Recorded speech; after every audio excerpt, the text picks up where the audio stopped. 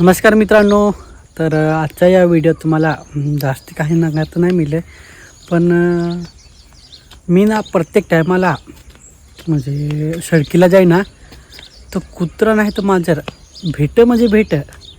आणि ओढा भेटला ना तर एकदाच अचानक जर लागला ना तर ओढी कापरीसारखी सुटं ना, काय सांगत नको.